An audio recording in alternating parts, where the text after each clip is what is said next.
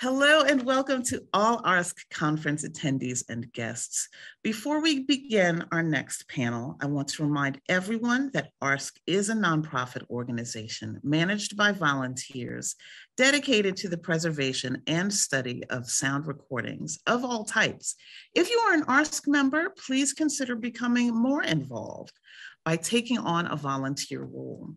Contact any board member for details. If you are not an ARSC member, consider joining for just $25 during our conference special before June 15th.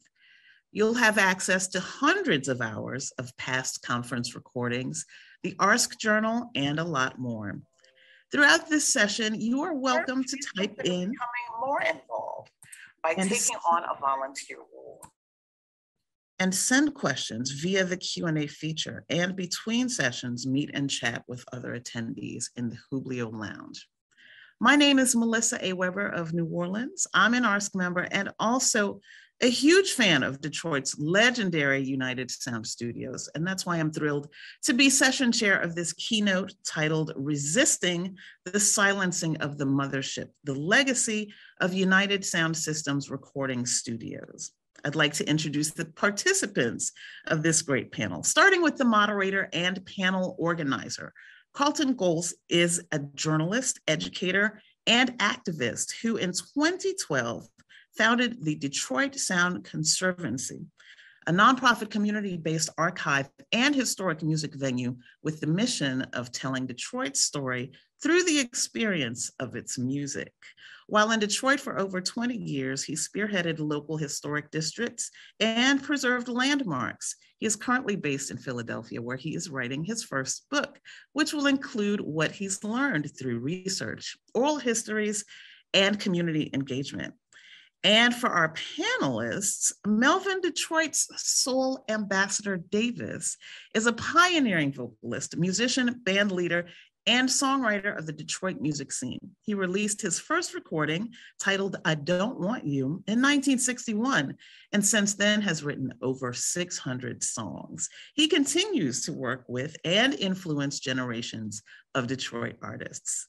Janis Hazel is a native of Detroit whose experience spans government, broadcasting, entertainment, and nonprofit sectors.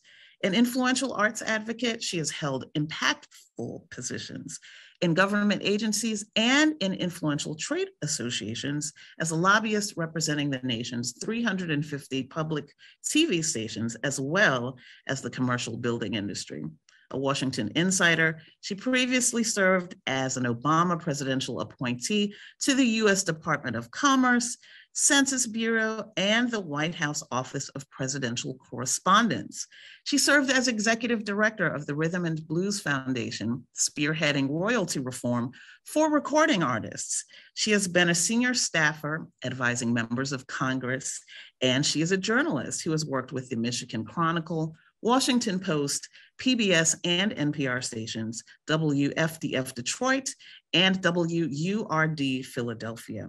Maurice Pirahnahead is a musician, string arranger, and historian. And as a producer and arranger with over 30 years of experience, he still uses various techniques he learned from Parliament Funkadelic engineers such as Jim Vitti, Ken Sands, Bob Dennis, and Greg Riley. In 1992, he became chief engineer at Studio 707 in Lansing, one of Michigan's first hybrid recording rooms. And he has served as staff engineer at United Sound Systems and Rust Belt Studios in Detroit. And Marsha Music Philpot is a writer and poet, primarily about Detroit, its history, and music. She has been published in over a dozen literary anthologies and has been featured in her one-woman shows and in documentary films on HBO, History Channel, and PBS. She has also read her poetry with the Detroit Symphony and Detroit Opera. In 2019, Philpot self-published her first book, The Detroitist, and she is currently completing a feature film titled Hastings Street Blues, as well as a book about her father, Joe Von Battle, who recorded and produced numerous blues and gospel artists such as John Lee Hooker and the Reverend C.L. Franklin, and was the first to record Aretha Franklin. And now I'm going to hand it over to panel moderator Carleton Gholz. Thank you, Melissa. Can everybody hear me? Give me a thumbs up there. Great. I'm going to share my screen here. Let's hope this works. Share screen. Yes. Can you see it? Awesome. I know that Marsha is still trying to get into the door, but I see we have our other panelists here, so we'll just keep rocking and rolling, and hopefully Marsha will be able to join us. Thank you, Melissa. Greetings and good afternoon. Welcome to Resisting the Silencing the Mothership, the legacy of United Sound System Recording Studios. My name is Carleton Gholz. I'm the founder and executive director of Emeritus of Detroit Sound Conservancy. I live in South Philly, like Melissa said, and my cat may join me at some point. First things first, and as you heard from the boss's mouth on Thursday, the boss being my colleague, mentor, and friend Michelle Jara McKinney of Detroit Sound Conservancy, we are a nonprofit community-based music museum, library, and archive currently being built in Detroit at the legendary Bluebird Inn, just 2 miles west of Hitsville, USA, the former home of Tamla Motown. This year we are celebrating 10 years as an organization. Paraphrasing the Temptations, we ain't too proud to beg. So I encourage you to visit our virtual booth here at ARSC and check out our website at detroitsound.org/give and get involved in making this regional, yet we argue planetary dream a reality. Thank you in advance. Finally, a big thank you to ARSC, Yuri, and the team, and everyone else who has helped make Detroit Sound Conservancy feel at home, even though we are not together at the same place. We look forward to future ARSC held physically in Detroit at the Bluebird Inn, inshallah. With that, I am so proud to introduce today's keynote and then turn it over to the panelists who have been volunteers, advisors, and dear friends of Detroit Sound Conservancy over the last decade. The big bang that made this possible was DSC venturing into the space of audio archives, public history, and community activism. I think you're really going to enjoy what you see and hear today. And finally, one last thank you to ARSC member Bill Doggett, who I hope maybe is here today, whose powerful presentation on Black Swan Records last year really inspired me to pitch this to you all. So let's get to it. Here's my slide. Let's see how this works. All right. Anniversaries are rhetorical opportunities for public historians like myself. They are opportunities for listening, speaking, and changing, especially in the United States, where intense competition over scarce arts funding is still the law of our land. Anniversaries provide the opportunity to focus both the public and policymakers towards historical initiatives that otherwise would be uncelebrated and ignored. Anniversaries, especially what we might consider major celebrations, 10 years, 20 years, 50 years, even 250 years, must be seized and engaged in the United States. That's why I'm so happy to be here during this semi-centennial golden anniversary, this 50th anniversary week of a watershed moment in American recording history. 50 years ago, this last week, May 16, 1972, to be exact, black musician, songwriter, producer, entrepreneur, and at that time, future bank owner Don Davis bought United Sound Systems recording studios from James and Esther Syracuse. Let's see if this goes. Oops, no. This screen is the one I want. Not this building. Okay, now we got it. But this building. Now, I really did try to write a 5-minute history of United Sound Systems for this talk so that you would understand completely the importance of this event. But beyond just reciting the two-sided historical marker that stands outside of the building, I failed miserably. This is the two-sided historical marker outside side one on Mr. Syracuse, the other side talking about Don Davis. Hopefully next year at ARSC, I will be able to invited to provide a preview of the book that Melissa said that I'm writing, and I really am, I promise. But in the meantime, I will just underline two major characters of the story. Founder James Syracuse, seen here upstairs at United Sound Systems in the original studio where John Lee Hooker and Dizzy Gillespie amongst hundreds recorded, and Don Davis, who we will hear more about from our panelists today, who knew, and some of them who knew him personally. And I will direct everyone to Detroit Sound Conservancy's website page, seen here, where we will be eventually share the results of a 2-year community-based archiving grant with the Mellon Foundation, and we have a list of as many of the recording artists as we can. If there are any mistakes, let us know, but we're trying to keep tabs on everything there. Marsha wanted to make sure we definitely shared that kind of page. Instead of a huge historical overview, then I will take a few minutes to describe the current dilemma of United Sound Systems and the ongoing opportunity we do have to impact its legacy, because the reason why we are also here is because of a federal highway project. Not this highway project that already destroyed Detroit's Hastings Street Entertainment District and Black Bottom neighborhoods after World War II, but this I-94 expansion project that's been the work since the mid-1990s and has been the dreams of policymakers that brought you the North American Free Trade Agreement, or NAFTA, for many years. So the good news first. The campaign to preserve United Sound Systems recording studios, the Detroit Sound Conservancy, has been involved in one way or another since the spring of 2012, has been without any question a profound success. How do we know this? Well, we accomplished things that in the beginning no one, especially us, thought possible. 2 examples. Oh my goodness. 2 examples. 2 screens going on at the same time. One, our first event related to United, of which 3 of us here were participated in, including myself, Maurice, and Marsha, was titled, "Is United Sound Systems Doomed?" Second, and so here we are, much younger than we are now. Second, I gave a public comment on behalf of a year-old Detroit Sound Conservancy at the Southeastern Michigan Council of Governments, SEMCOG, meeting in 2013, where members voted to accept I-94 environmental impact statement and greenlight the highway expansion, knowing full well that it would demolish the studios. I can still remember the feeling I had that day, like I was in front of a firing squad, as I implored members to think that they would be wrong, and them looking at me stern-faced with arms closed over their chests. It was a very lonely civic feeling. And yet here we are in 2022, and we actually got what we wanted. We listened. We conducted oral histories. We raised awareness through tours, op-eds, social media. We commissioned works of art like this great postcard from a local printer in Detroit. We got Detroit City Council and its Historic Designation Advisory Board to honor its first music-themed historic district since the 1980s in 2014.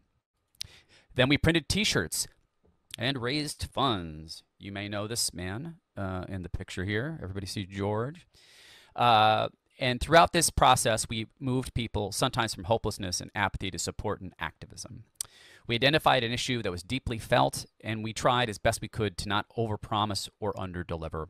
Even during the hardest periods, like when we had to move our offices, which at one point when I first met Melvin Davis, my office was in the basement of United Sound Systems. That's where he and I first met. We regrouped, pivoted, raised more funds, worked smarter, expanded our board, and that's when we got the historical marker. And some of you were there that day. And drum roll, please, that's when we got them to say out loud, using they, being MDOT, using language they had co-opted from us, that they wanted to save the studio. I see a hand raised. Pirahnahead, do you want to interrupt me? Go for it. No, actually, I didn't raise my hand. It's just technology, brother. That's all it is. I think I moved my hand or something. So. Okay, no worries. I've only got 2 more minutes left here, I promise. Okay, so this is MDOT. And drum roll, please. That's when we got the MDOT to say out loud, using language they had co-opted from us, that they wanted to save the studio. So this was back in 2019. Michigan Department of Transportation owns United Sound Systems. So I guess we should have a round of applause for that. So can we get some round of applause in the chat? Which I can't see, but maybe there's a round of applause in the chat. So that's the good news. So that's the good news, and why is it important that we are gathering and visioning today? So that's the good news. So here's the not so good news, and why it is so important that we're gathering and visioning today. 3 years. It's been 3 years since the purchase of United by MDOT, and there's been complete inaction by the state and federal government to envision a future for United. 3 years of bulldozers, dirt, no plans for the future. 3 years of lost time to engage community and plan for the future. 3 years to be reminded that no matter how important our history, highway projects seem to trump community every time. And now, 2 years of pandemic losses. And I don't want to get too melancholy on this call, but many of us have lost people related to United Sound Systems. We could be here all day mentioning some of them. I'll just say a couple that mean something to Sound Conservancy. The loss of Alex Alexander, the great Jim Vitti, Dave Usher, Ed Wolfram, Don McCready, and now this last week, Eli Fontaine's son, Eli Fontaine Jr., Eli Phillips Fontaine. Even with all of that, we should not be demoralized. We should still be filled with, should we still be filled with righteous anger? Sure, but not demoralized. DSC is committed to being a part of the campaign to finish the job we started. What do I mean by that? I mean that the same forces that threaten to destroy our history should not be allowed to write that history. Yes, we have, quote, saved United Sound Systems from the worst possible fate, complete demolition by highway project. But we have yet to win the ideological battle that this movement should never have been needed. How will we escalate our efforts? Everything is on the table, I would argue, including offering to purchase the building ourselves if that's what the board wants to do. So we have gathered in this panel to keep the momentum going. We want to remind ourselves of the legacies that exist when we discuss United Sound Systems, and we want to envision a future, because this is something that MDOT is not trying to do right now. So how should we celebrate America's 250th at United Sound Systems? That's the challenge I would like to give the panelists today. At some point, I hope we'll have that conversation. How will we get there? 50 years ago, at a time when Detroit was in the midst of a political, economic, and cultural transformation, Don Davis had the audacity to dream big. This was right when Berry Gordy was leaving for Hollywood. What will we do to make sure the United Sound Systems legacy has another historical marker in it? In other words, how will we celebrate? There's Don again. In other words, how will we celebrate National Recording Registry recording Mothership Connection by Parliament, recorded at United during its Golden Jubilee during the nation's semi-quincentennial in 2026? That's sort of my big question today. That's the best I can do. Thank you for listening. I appreciate it. And now to our panelists. Originally, I think we had a different order, but I think we're going to go with Melvin Davis today, who I know has to work with some family members later today. So with that, I will pass it back to Melissa and Melvin here.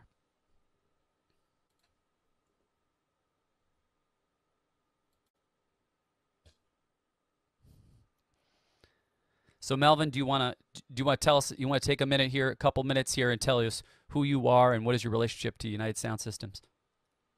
Well, my relationship to United Sound System is that without it, I probably would not have had a career like so many other hundreds, possibly thousands of people in the city of Detroit. But to tell my story, forget about it.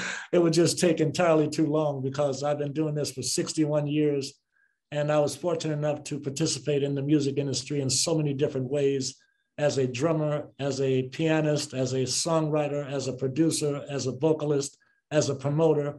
So, I mean, I've loved the music business and I've loved the city for so many years. And that's why I have so much gratitude and appreciation for what it is that you guys are trying to do here at Carleton. Because, you know, history unappreciated and unrespected will soon become history lost. And the value of United Sound is one of the most important attributes that we can keep in our city, because there are so many things that we've done already that we never should have done. Fortune Records was just torn down, the building. Golden World doesn't exist anymore.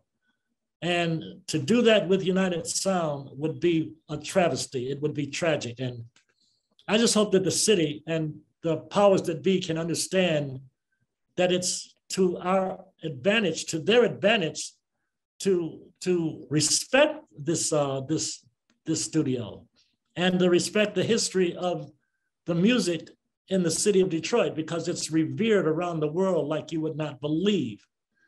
But I think that it's the fact that we're so close to it and we've known it for so long that we don't really see the value of it. But this is an attraction that attracts people from all around the world. And these institutions and these buildings that were the reason and the vehicle, I mean, I think we just concentrate so much on the great success that Motown achieved, which is our crowning glory. But where Motown came from is another story in itself. And even Motown recorded its first songs, Marv Johnson You Got What It Takes. Smokey Robinson, She's Not a Bad Girl. I mean, everybody in the city used this facility. And the difference between United Sound and Motown is that if you were not a Motown artist, you could not go into Motown and record anything. Not to mention the fact that Motown didn't exist until after, a great legacy had been laid down by United Sound. And if you look at the two buildings, you'll see that Motown Studios, Hitsville, was actually modeled after United Sound. It's a huge house with a cinder block building for the purpose of the studio, of the sound room. And I'm sure that Barry himself would give United Sound all kinds of credit, because without it, I don't know how much of anything would have existed, because everything has to come from somewhere. And all of the artists, I mean, I don't want to try and name them all, but I mean, hundreds, thousands of artists have recorded. I've recorded at United Sound at least, 50 times with Johnny Mae Matthews, who had her own record label. See, there were 300 fledgling record labels in the city of Detroit, but only one United Sound, and that was the best sound. Technology today is so extensive until you can get a great sound in a closet. But it wasn't like that before. It was very difficult. Like I played, I don't know if you ever remember a group called The Volumes and a song that went to #1 called I Love You. But that was recorded in a garage, and the guy had a good system.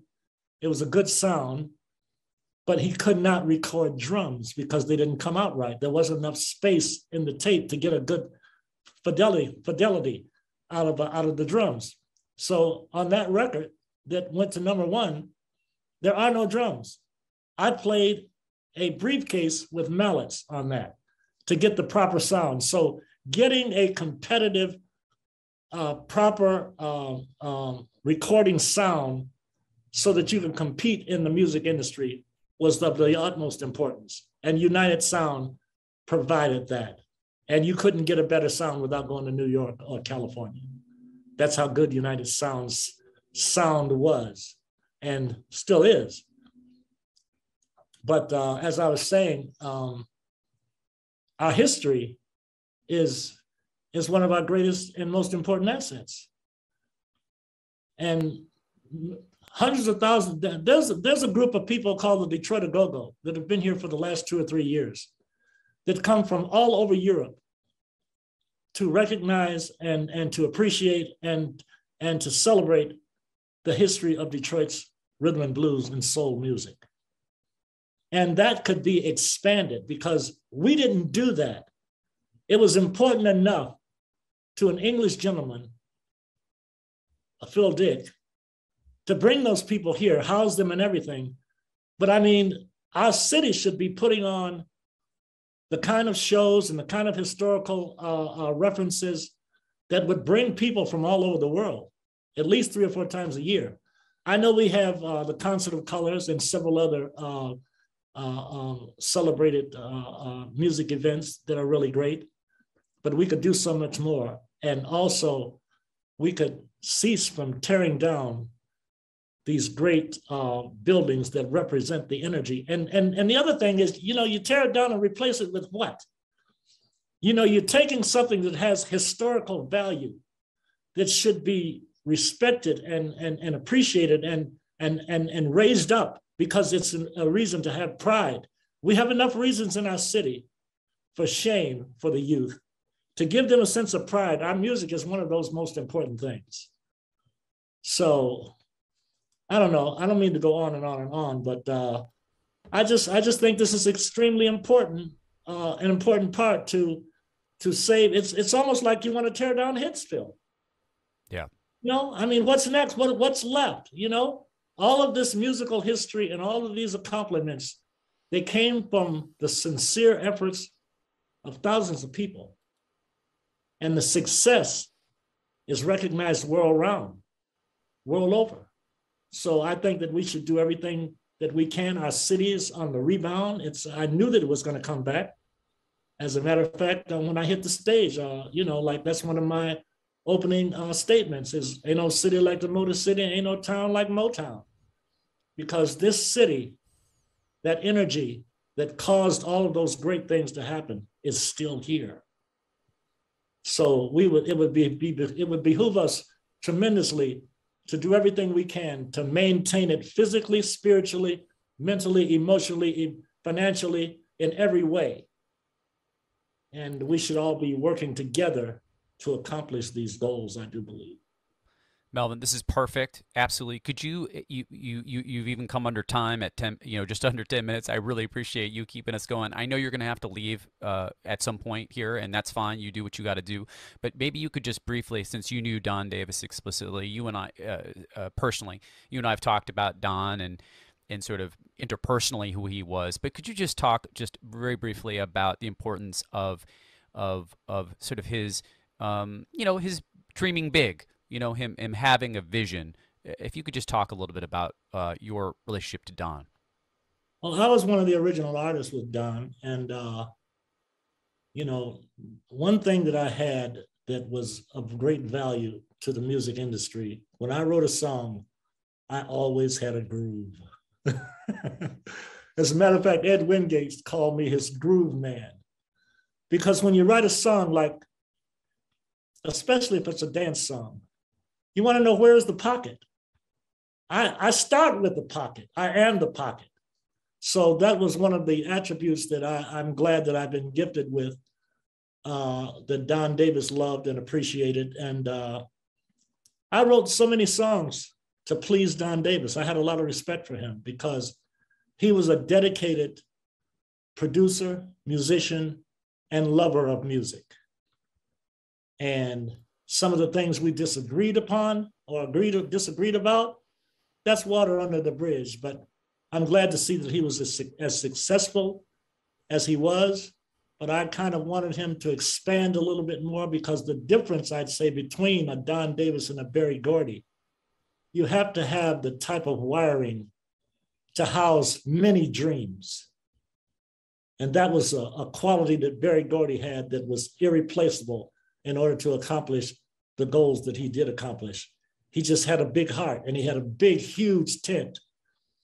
Don Davis's dream was smaller than that, but nevertheless, it was of extreme value and a reason for us to have great pride in what he accomplished in the city of Detroit. Melvin, I appreciate your perspective, your point of view, showing up, even though I know you're not a tech lover. I know you want to engage the audience where they are in a club from the stage, and that's what you've always done for so many years. So I appreciate you taking the risk and joining us today and communicating, and I hope you can stay as long as you can today and to listen to others. We'd love to have you. I'd like to turn it over to Marsha. Marsha, would you be willing to speak now for about 10 minutes?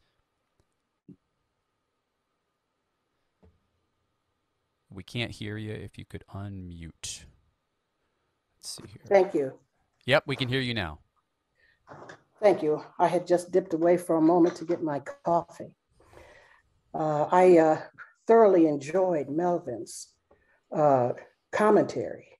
Not only was it elucidating around some of his personal history with United Sound, but it really talked about the importance of the preservation of this most significant structure and its history. I'm going to set my timer.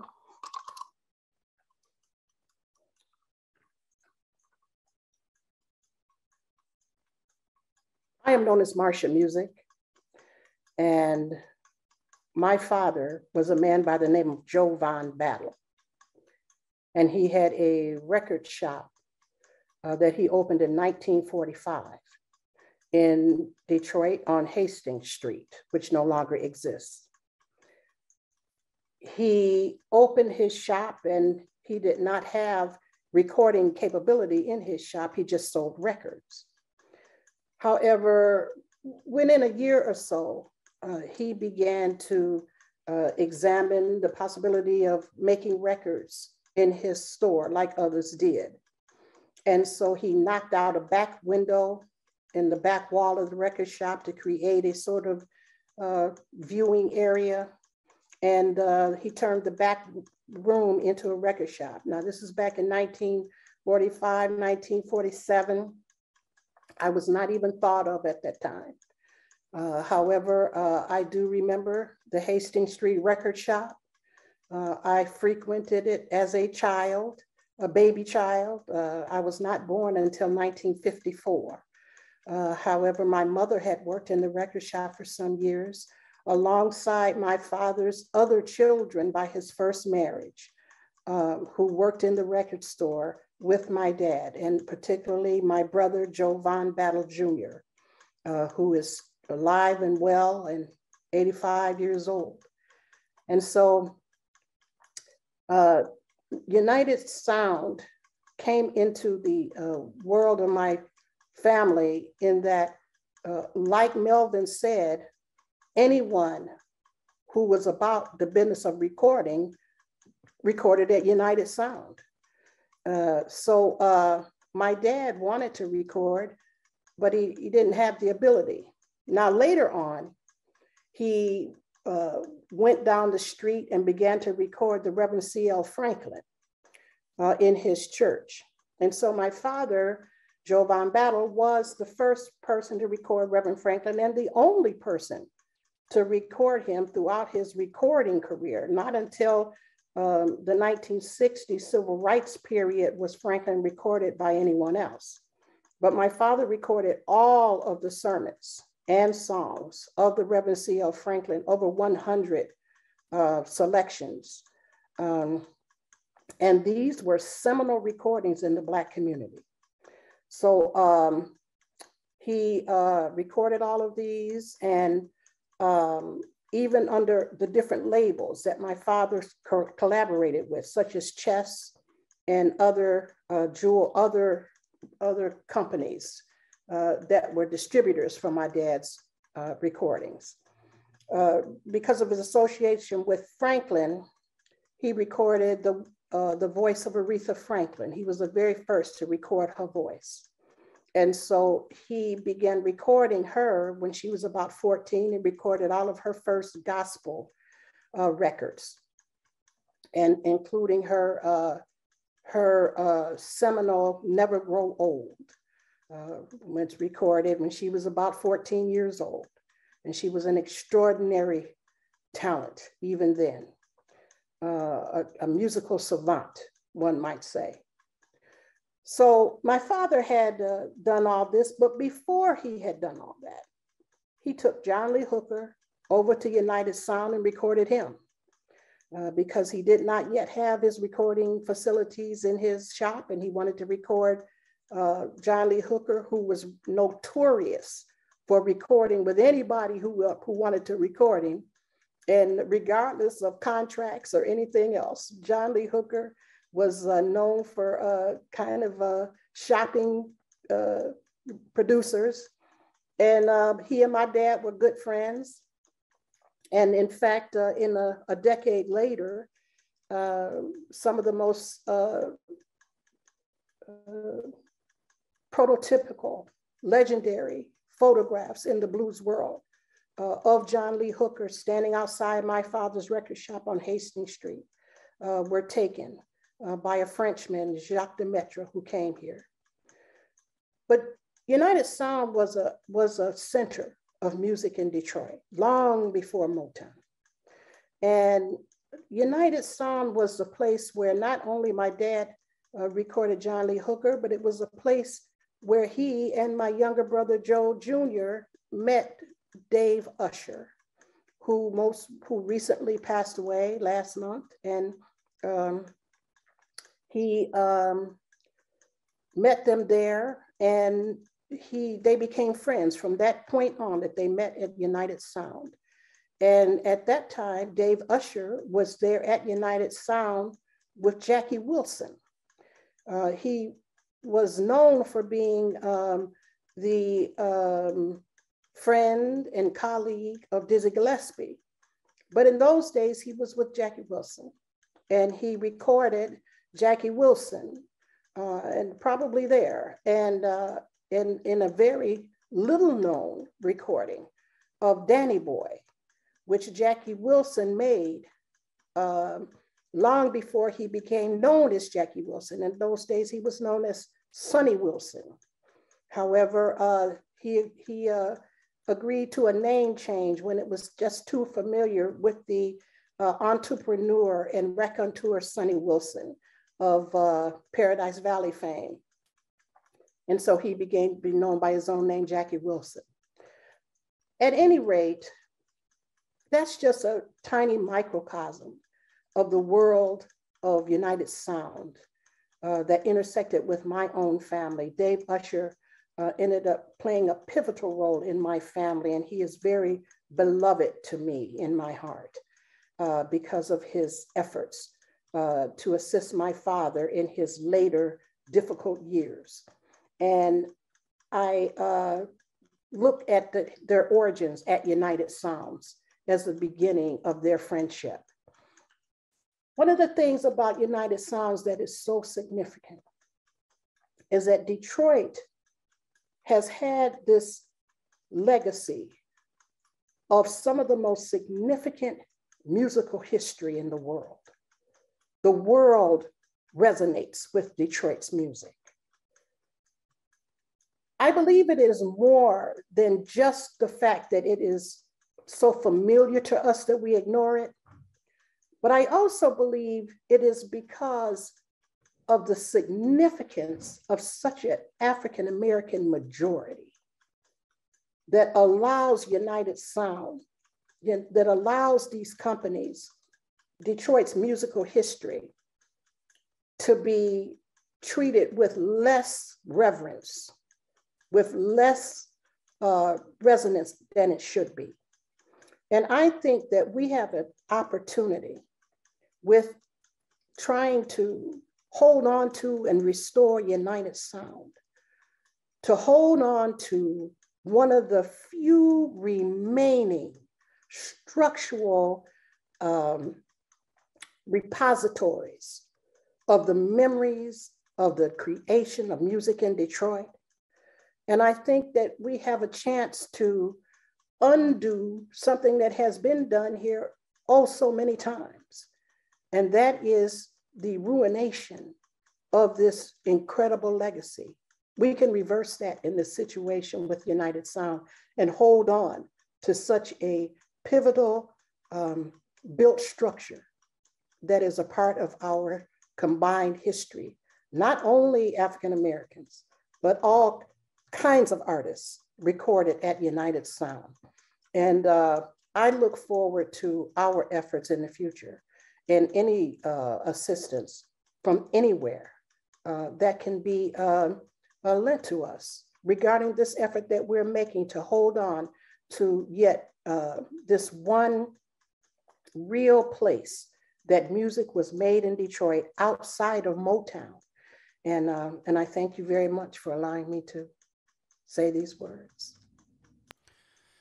Marsha, it's always let's have some. I can't see the applause in the chat, but can we throw some applause up in the chat? I mean, it's strange to be in this virtual world out here, but you know, Marsha, you've always shown up for us. You've you know, you speak so powerfully about these issues.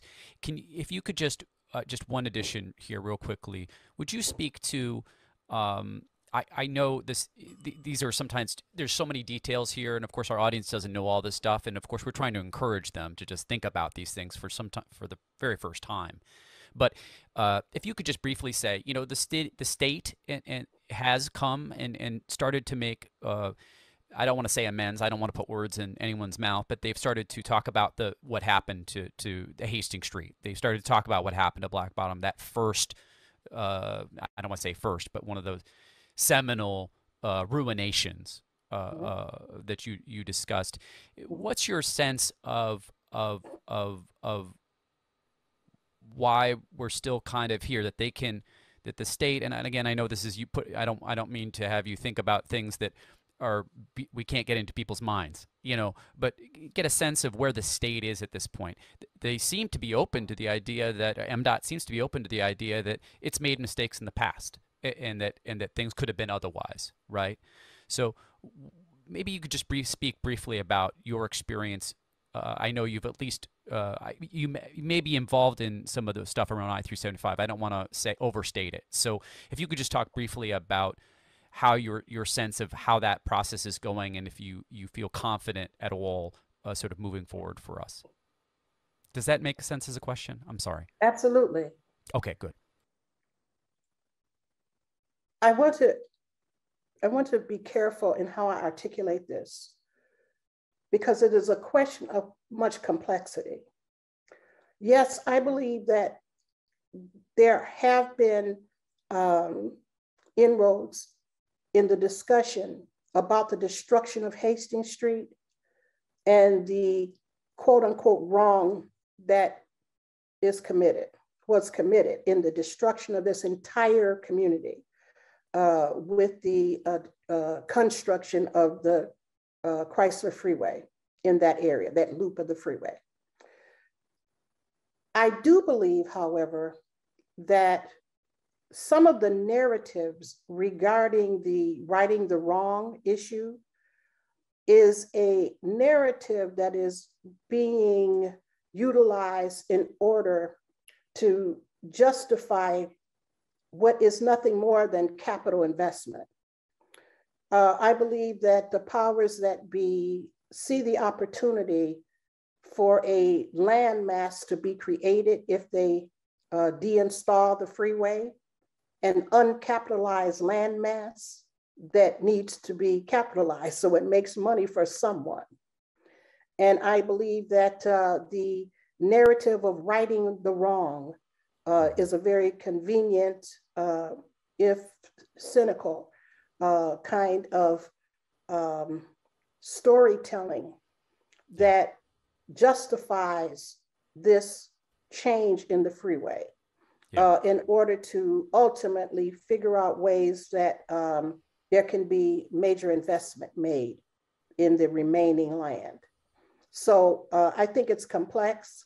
Yeah, yeah. I'm not saying that there are not some individuals who may have more altruistic thinking regarding the reconstruction of some situation there. However, I do believe that most of it is motivated by capital. Yeah. Mm-hmm. Yeah. Well said, and perfect for right now. I appreciate you. Janis, can we have you chime in here and do your thing? Janis Hazel, everyone. Hi, good afternoon, everyone, and thank you for bringing me on to participate. And I'll see, hopefully I can get this to work. So my intersection with United Sound Studio started as a teenager in Detroit. And I had the awesome opportunity to meet Don Davis as a teenager. While I was at Cass Technical High School, I was in need of interviewing a prominent Detroiter for a high school project. And I had seen Mr. Davis in the news and on the news in various capacities with then Mayor Coleman Young as a banker, as a musician, as a recording artist. I had seen all of that because my parents made me watch the news. And so I reached out to his office, and he was so gracious as to allow me to come to his office and interview him. So I did. And it seems as though every decade after that, I interviewed him for a newspaper article or a book or something to that nature. And so we enjoyed pretty much a 40-year relationship, me as a journalist and he as this larger-than-life figure that advised me at different times throughout my career. So my journey after leaving Detroit and leaving the University of Michigan, I went to Washington to work for members of Congress because I was a political science major. So I am what's known as a legislative technician, a writer. And I worked for Congresswoman Shirley Chisholm. I worked for former senior senator of Michigan, which was Don Regal. And then I worked for Congressman John Conyers, who was also my congressman at that point in time. And what Congressman Conyers was a great lover of the arts, and he wanted to preserve various art forms, jazz being one of them. And so he wrote a piece of legislation, and we were able to get it passed to preserve and elevate jazz to the level of symphonic music. No one thought we could do it, but we did. And in so doing, we were able to get federal funds channeled through the Smithsonian Institution. I was there and advising the congressman on how much money to request from the Appropriations Committee, the Interior Committee, to launch the first Smithsonian National Jazz Orchestra. And from that point, we were able to get federal funds to flow to universities, as well as high schools, to recognize jazz music and to enable jazz curriculums. And so that's one of my entrees into music. And after leaving Capitol Hill, after beating up on the recording industry for so many years for intellectual property right violations as we saw it, Congressman Conyers was the chairman of the House Judiciary Committee at that point in time. And we heard the plight of many, many artists that were not receiving their residuals, their royalties.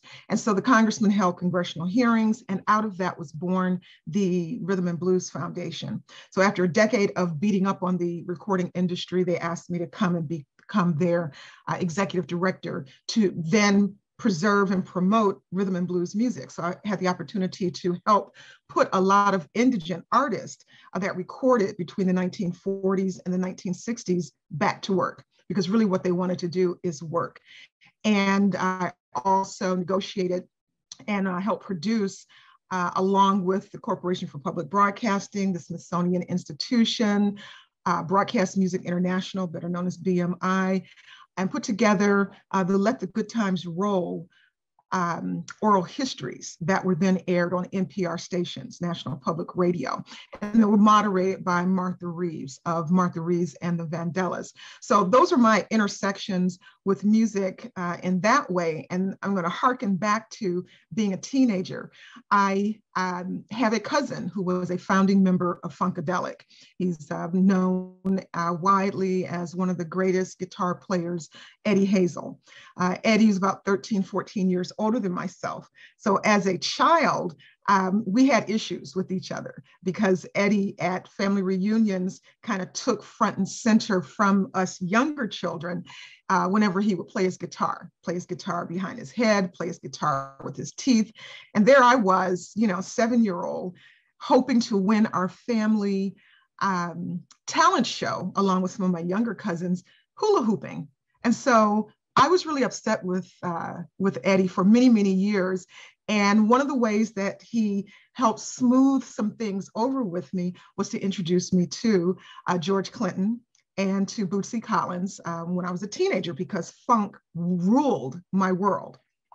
And so I had an opportunity as a teenager to sit in on some sessions at United Sound Studios, which is where Parliament and Funkadelic recorded some of their biggest hits. Atomic Dog, Flashlight, Tear the Roof Off the Sucker, just a number of their hits. And there I was able to sit in on some of those sessions. And needless to say, my cousin Eddie had smoothed things over. He was back in my good graces. So I was very, very glad that he took my wrath as a child seriously. And I was then able to sit in on some of these sessions with these incredible musicians. And so my background is one of music preservation and utilizing my skills as a legislative technician, as well as a lobbyist, because I've been a lobbyist for industry, to get funding to various entities to preserve them. And that is very critical, very important. And that's what brought me pretty much to the Sound Conservancy meeting Carleton when I moved back to Detroit after 30 years in Washington. When I moved back to Detroit about 4 years ago, when he was doing a presentation on United Sound, and I was able to reflect on some of my years interacting with Don Davis. And I'll end with my relationship with Don Davis. Unfortunately, upon his death, his wife was seeking to obtain condolences from the president, which I was a presidential appointee at that time back in 2014 under President Obama.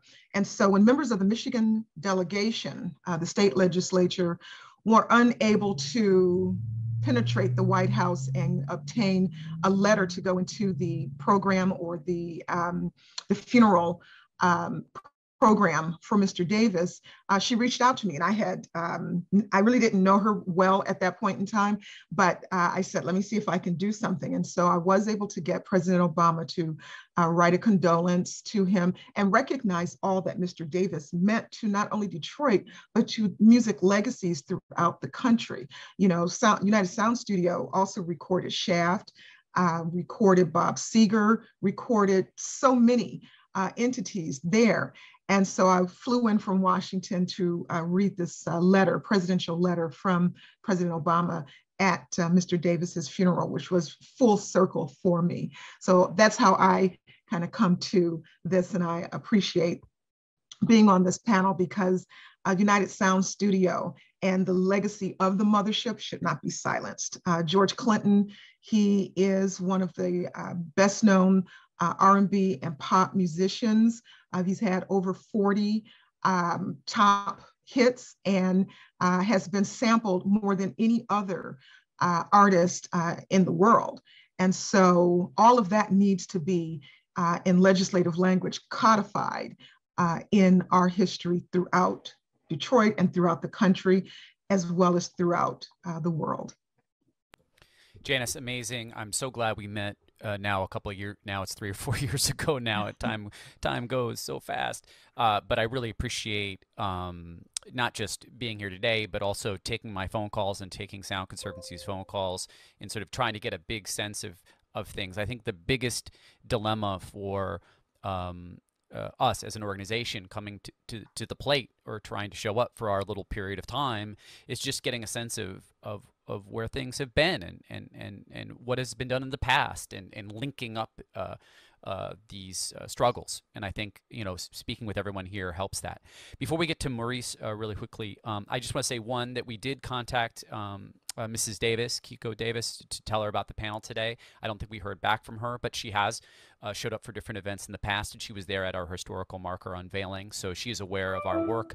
And we've also reached out to Will Davis, Don's brother, from time to time as well, and we're still in touch with the Syracuse family, which is you know, there's just some twins, so there's some great-great-grandchildren of Jimmy Syracuse running around that we're aware of. So we do try to maintain a relationship with the legacy owners. One question to you, Janis, before we go to Maurice, to help us just dream a little bit, and I don't want to put you on the spot right now. If you think of some other things, you know, chime back in. But, you know, what are some things you and I had a conversation about when the person comes to you and says, sure, okay, what do you want? You have to really have an answer for them. And if you're able to persuade or leverage, right, a policymaker potentially to come and maybe give you what you want, you have to be wary of that, right? You actually have to have a vision, right? And that vision has to be as big as you can make it, because they may not come back for a second ask. So what are some things that for Detroit Sound Conservancy, as we're trying to think about what's next here vision-wise, what things should we be looking to do you think? What's some activities, or, you know, putting some things in the congressional record? I know Congresswoman Brenda Lawrence has been willing to, you know, has talked about, well, send us some things over and we could try to put it in the historical record, et cetera, et cetera. So what are some other things we should be doing and thinking about? Well, I worked for Congressman Conyers 2 tours of duty in the 80s and the 90s. And you always have to dream big, and you always have to go for the biggest ask. And I say that as a former congressional staffer in the U.S. House of Representatives and in the U.S. Senate, as well as a lobbyist, lobbying for the commercial building industry, lobbying for all 350 public television stations. Over the 7 years that I was a lobbyist for public television, my portfolio, I achieved $3.4 billion in getting money for all of the stations, which helped them with new transmitters, with new equipment, as well as programming. When I worked for Congressman Conyers in the 80s, I sat with him in committee when the Martin Luther King holiday bill was finally passed out of committee after 15 years of the congressman reintroducing it after Reverend Dr. Martin Luther King's assassination. As I said, I was one of the driving forces behind getting the National Jazz Masterworks touring orchestra with the Smithsonian by asking for money from the chairman of the Appropriations Committee. So you always have to ask. Earmarks are back. Used to be a dirty word or became a dirty word, but now earmarks are back. And in fact, Congresswoman Rashida Tlaib of Detroit, or of Michigan's 13th Congressional District, she's just talked about $15 million that she was able to bring back to the city of Detroit under earmarks. So you have to ask, and you may not have everything flushed out, but we know that the Sound Conservancy wants to preserve the legacy of the studios. We want a site. We want it to be active. We want it to be architecturally sound, to be able to have visitors as a museum, if you will, and even possibly actually recording there if we were able to get the equipment up to par. So you have to ask. And it doesn't have to be, lengthy, because the congressional staff will write it up in that format, but you have to just say what it is you want and continue to make that ask. You might not be able to get it in a certain budget round, but you might be able to get certain portions of it. $250,000 is better than zero. So you start there. And then the next fiscal year, you ask, and you've got to always be in the ear of those members of Congress stating that this is important. And we've got to mobilize Michigan residents to recognize the jewel here. When I was in college, when I was at the University of Michigan, I studied overseas in France. I went to a small school, the L'Institut de Touraine, and I would go into Paris every weekend and travel around Europe. And I remember when I was sitting in a Burger King on the Champs-Élysées in Paris, some German guys came up to me and one of my girlfriends and asked, "Are you Aretha Franklin?" This is how big our music is. And rhythm and blues music is huge in Europe. And so there, as they say, build it and they will come, just like the Motown Museum. I've raised money for the Motown Museum. People come from all over the world just to touch that hallowed ground. So we have to envision it. No one thought we could get a tap dance bill, but Congressman Conyers felt it was important to preserve the legacy of Bilbo Jangles Robinson, tap dancer. And so we created Tap Dance Day, United States Congress. We had, at that time, we're talking about the late 80s, early 90s, we had Gregory Hines, we had Savion Glover, we had all of these tappers come to Washington, and we're able to get funding for various tap dance groups. And so you have to dream and you have to ask. And then you have to tell your constituency about it. You have to tell them again and tell them you told them. That's what advocacy is. I've taught advocacy to major corporate heads of companies who are big wigs in their local municipalities, but when they get to Washington, they get shy. So these are major corporate leaders, white men, that I have taught how to advocate for their industry. So, dream it, build it, ask for it. We're in an election year, so it's always good to get promises out of members of Congress during an election year. And it's necessary. Is it as necessary as upgrading the infrastructure of the pipes, the lead pipes in Detroit, in Flint, in Benton Harbor? Well, no, but it is very important. And so you may not get as much as you want out of federal dollars, but once you do get those federal dollars, which, believe me, they are there, you can build upon that with foundations. We just have to state the case and make the ask. Janis, great appreciate it. This is gold, and I hope you all know that as you're speaking to us and to the panels today, you're also speaking to our board of directors who are going to watch this later and hopefully be galvanized to continue to show up and advocate. So we still have some time here for Maurice to speak, and then for all of us hopefully to have a little bit of crosstalk here. So. Mr. Hurd, Pirahnahead, would you like to engage us here? What up, though? Can y'all hear me? Everybody we can hear you. You sound great. You look great. Thank you, my man. Thank you. Thank you. Same to you. Okay. I don't know. I think everybody spoke about like their first meetings with Brother Don Davis. My contact with United Sound happened back in the 80s. In the crack-ridden streets of Detroit. I had a band, a little combo kind of thing. Early 80s, like 1982, 83, somewhere around 1983, 84, after, we had just been, doing a couple little talent shows around the area. A lady by the name of Cynthia Gertie and Tony Walker, who were then of a group called Godmama, which Bootsy had produced, were, kind of running around the neighborhoods and they wanted to manage us, and I was really like, man, okay, cool, so hit the basement, got into our thing, and they said, y'all need to find out how about recording. Y'all can't just, y'all wild in the streets with it. Y'all don't have no structure. I'm gonna take you, let me see if I can make it happen. We're gonna get a meeting with you and Mr. Davis. I'm like, Mr. Davis? And it was, on a weekend, she asked my mom and, it's like, hey, I want to take him to a studio, let him check out. Oh, wow, that'd be great. Yeah, ended up going to United. It's a big building. It's like, wow, United Sounds. Wow, P-Funk Labs. Because, I read the credits. But we walked up the stairs and had a meeting with Don. And Don was on the phone. And I remembered his face from reading in Black Enterprise magazine. And that was the moment that changed my life, because this man runs the music business and he looks like me. And he owns a bank. And black money is black power. I want to be like that. And we went down into the A room and, tried to learn a few things about the studio, tried to even play around a little bit earlier with, I think Greg Ward was the engineer that day. Him, and he had another assistant kind of dude. And,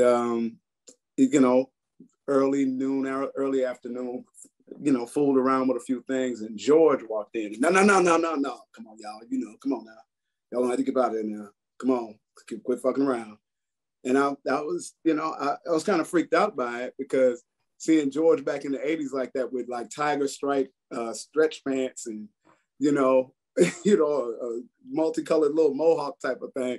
It was like, wow, that's George. And I saw him do a couple things that I hadn't seen, at that time. But, it did help me grow as a musician and helped me to push my career forward. It pushed that needle.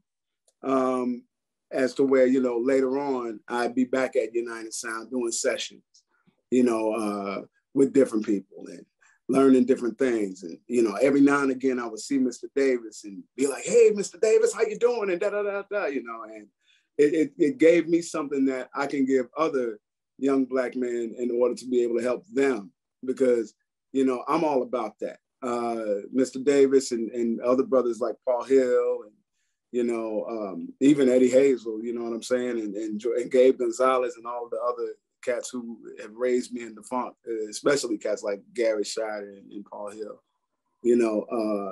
helped me to understand what that means in order to be able to create. And then when I got a chance to get introduced to Jim Vitti sometime back, and me and him just merged like, like iron to iron, man.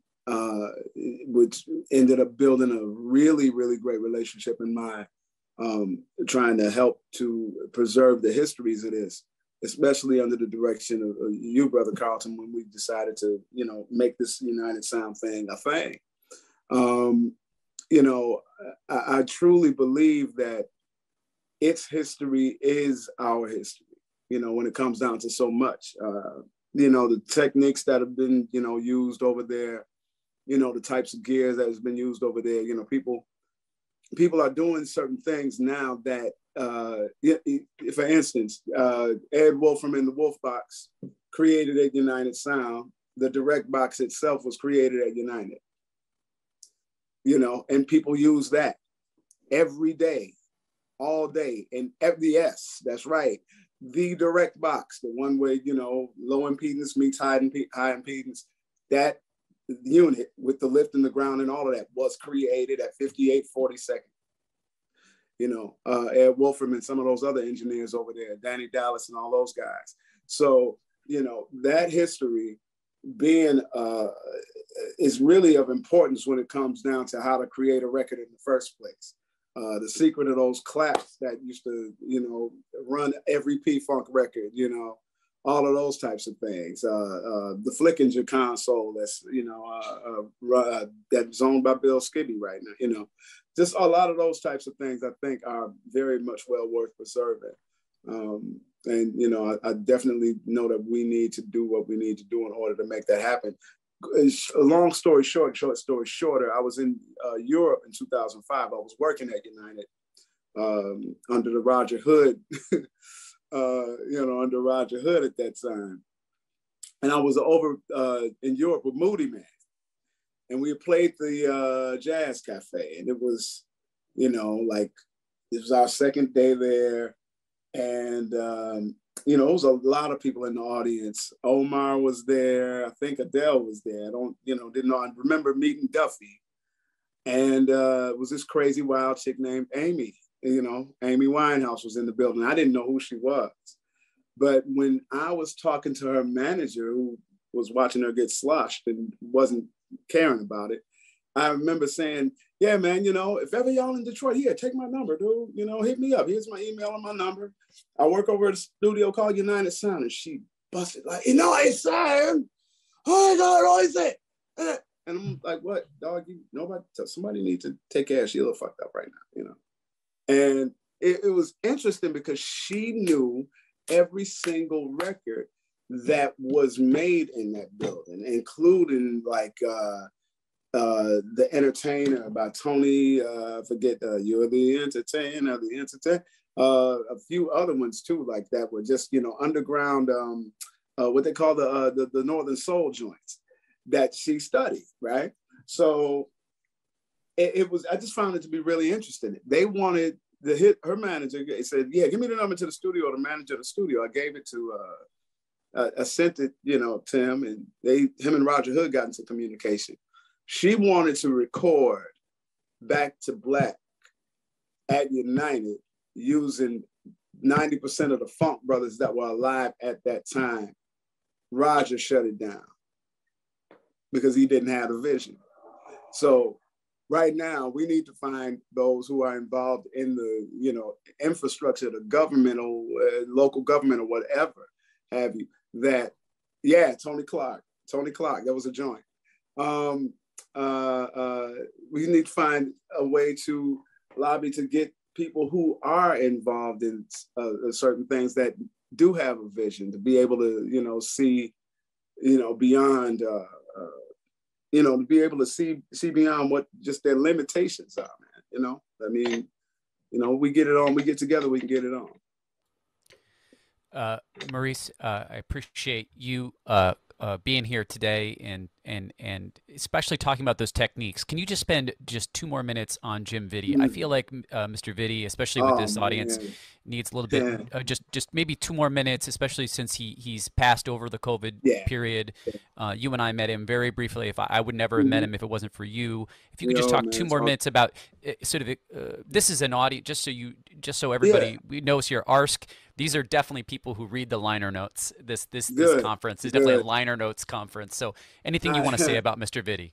Oh yeah, I'll say this: everything that Vitti helped me to learn. I mean, because there was a lot of stuff that was just like, really, you know, just about, you know, as much of a genius as he was equally a curmudgeon. You know what I'm saying? He was an old Italian, you know, like, you know, oh, what you kids want with all that, you know, that type of thing. But he was a beautiful individual.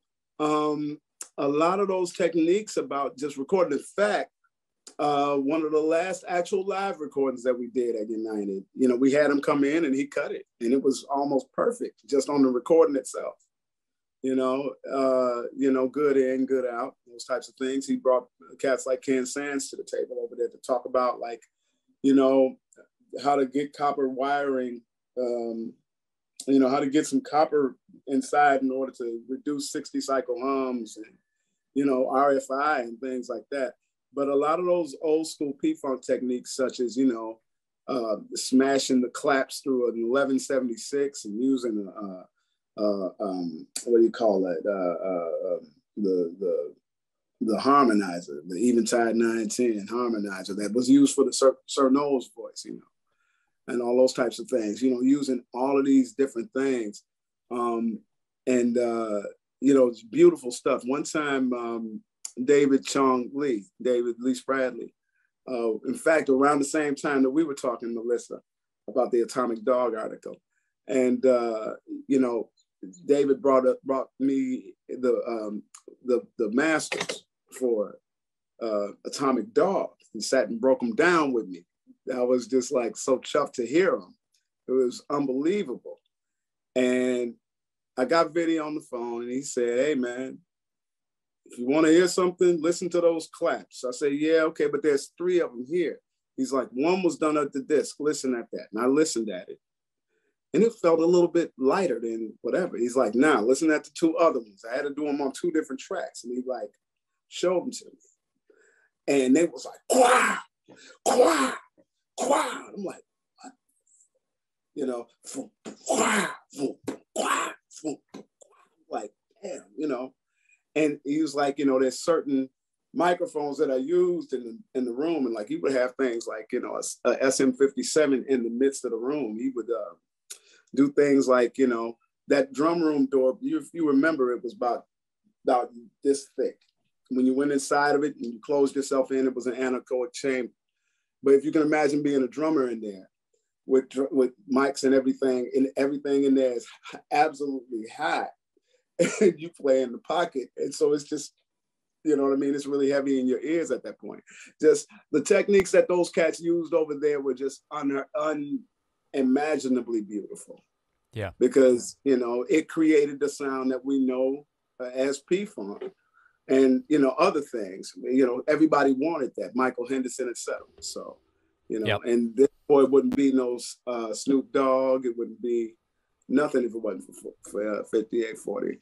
You know, absolutely. That's why I'm doing a documentary on it. So let's we've got about maybe, you know, just a little bit over 10 minutes left, and I think we did lose Melvin, which we knew was going to happen here. I just want to go.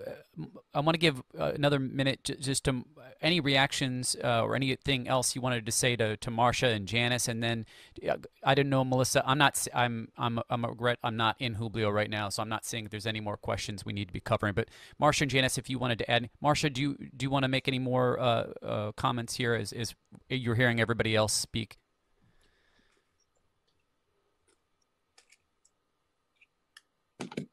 I was struck by the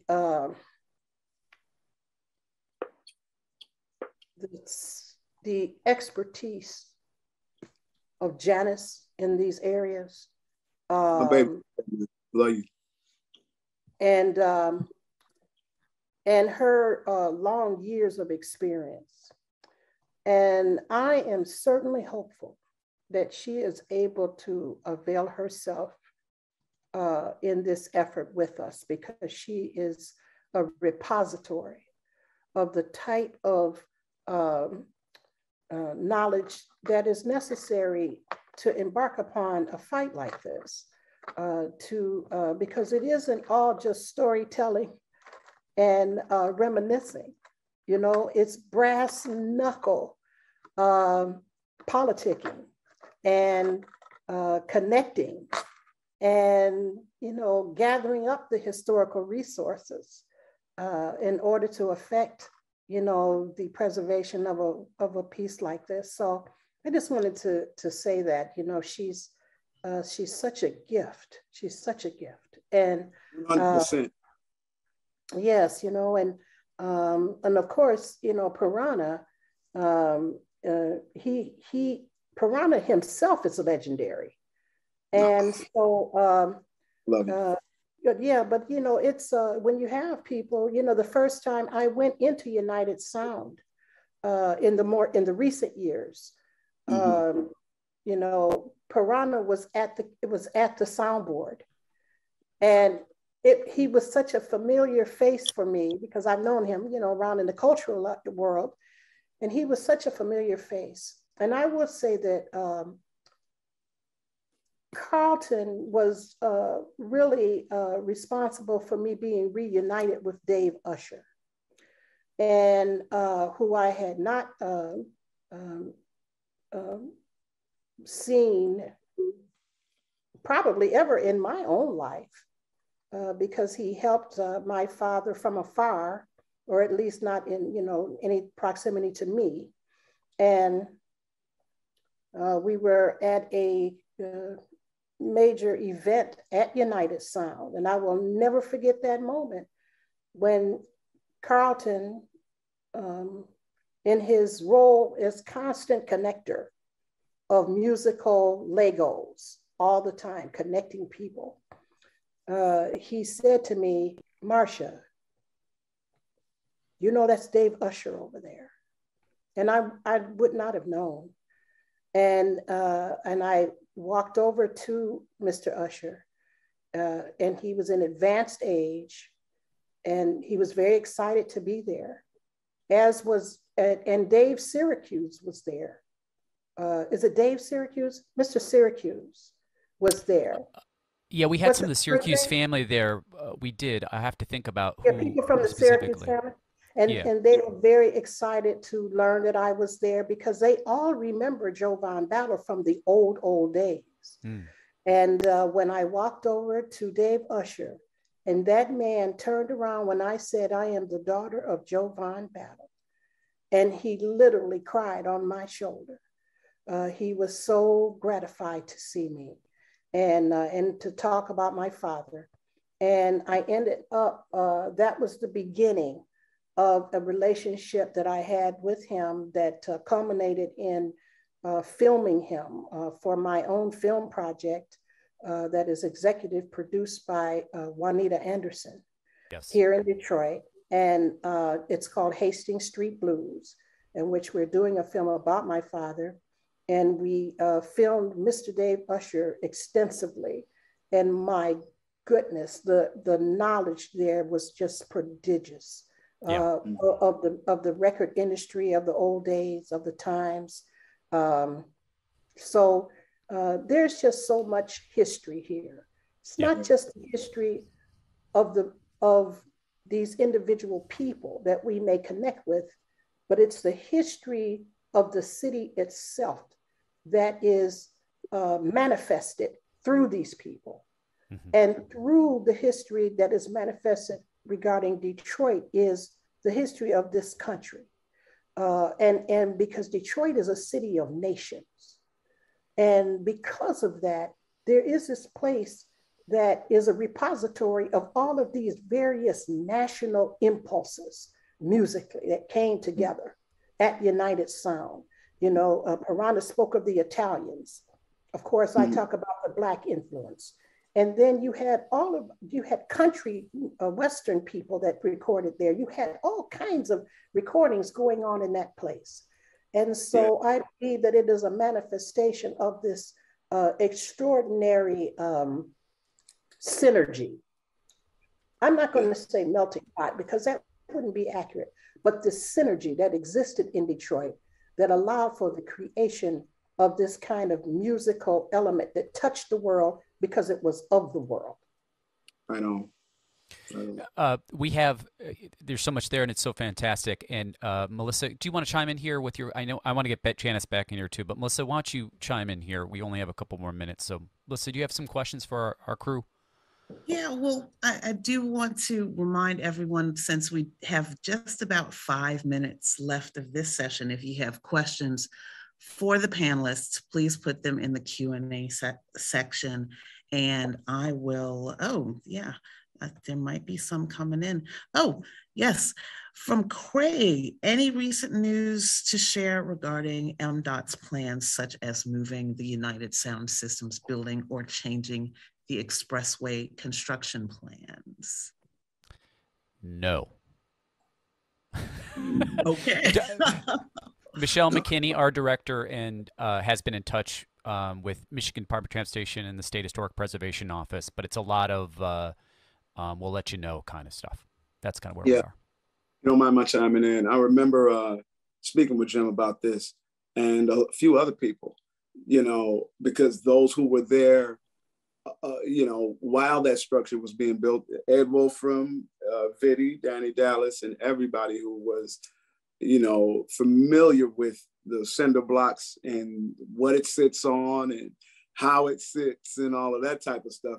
Well, like, that's impossible. You can't move that. You know, it's impossible. There's no way you can move that. I'd love to see it. I want to see them try it. Jesus Christ, go ahead. Let them try and do that.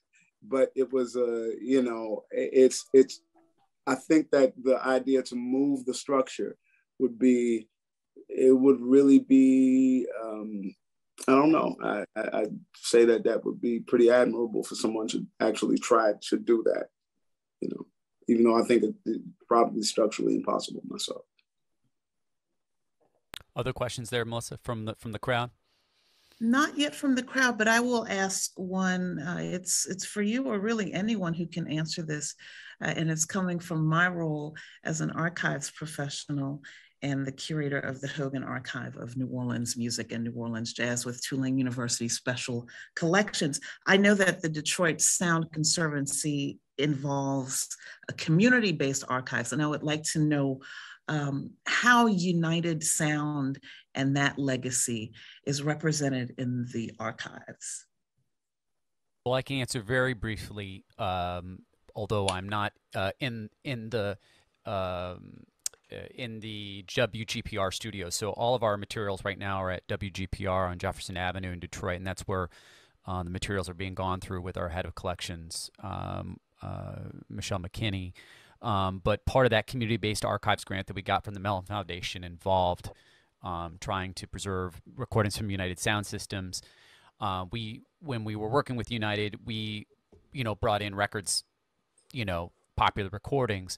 The real push has been to try to get the master tapes that we know that are in the wild. And we've already even been contacted by at least one individual connected to ARSC who was like, hey, I have some recordings.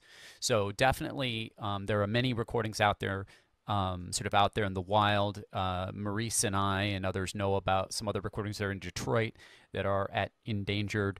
And we continue to work with, family estates. We want to document the people who came through, and also from the different ownership eras. So the intention is there. Not a ton. I wouldn't say there's a ton of materials right now, but this is part of this conversation. Is getting our aspirations out to a community like ARSC, and to continue to work with the estates. And we believe that if we continue to advocate for the building, we'll also meet all the people we need to meet along the way.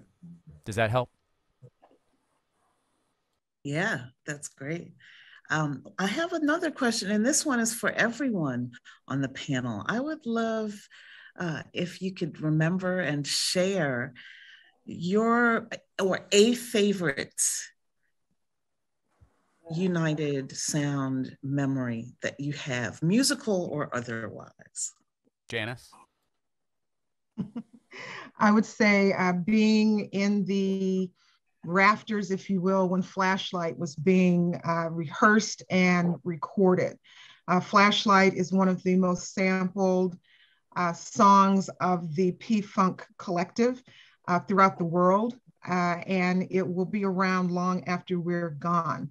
So that was one of my memories, because I was a teenager, and just having the opportunity to sit in on a session and see all of those incredible musicians creating at that point in time and doing things that were unscripted and just absolutely amazing. I will throw out there also oftentimes those who are closest to something don't realize its importance.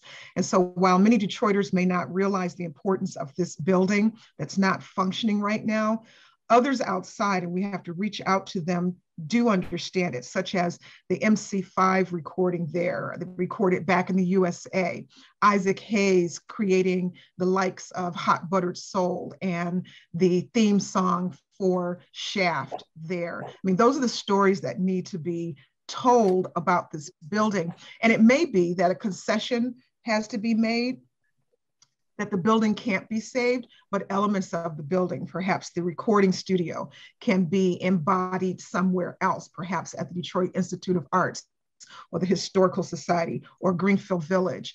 We have to think creatively because, money is, and resources are oftentimes difficult to receive and to obtain, but dream big, but also have contingencies of what if. What could we do? Save the studio, but place it someplace else.